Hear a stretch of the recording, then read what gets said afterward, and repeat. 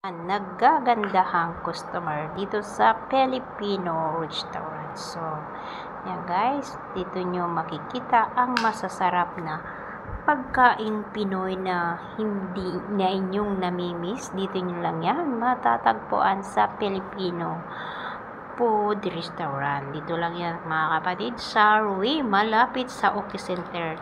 Sa harapan ng Filipino restaurant matatagpuan nyo mga kapatid ang yung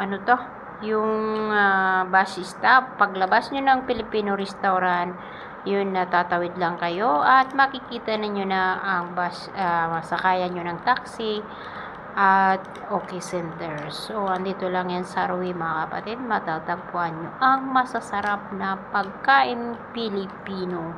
Talagang babalik-balikan mo ang sarap dahil malinis na at masasarap pa ang luto ng ating mga chef dito mga kapatid.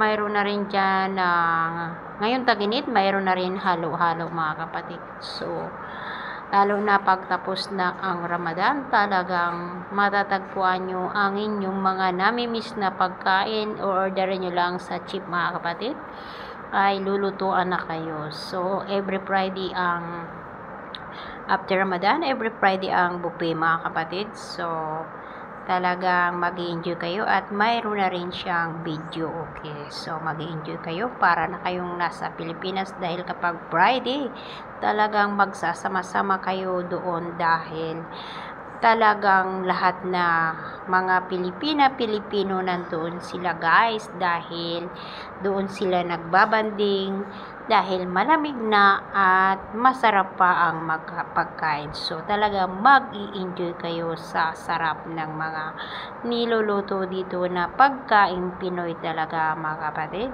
So ano pang hinaantay nyo? Dito lang kayo magtambay sa Filipino restaurant. Dito lang yan sa Rui nyo matatagpuan.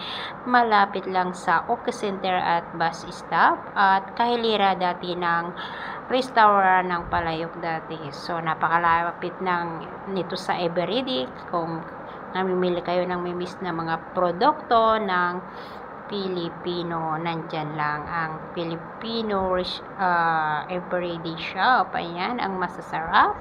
Talagang mamimiss nyo ang mga masasarap na pagkain Pilipino. Kaya dito lang yan sa Filipino restaurant mga kapatid. So, kapag huwag nyo dito na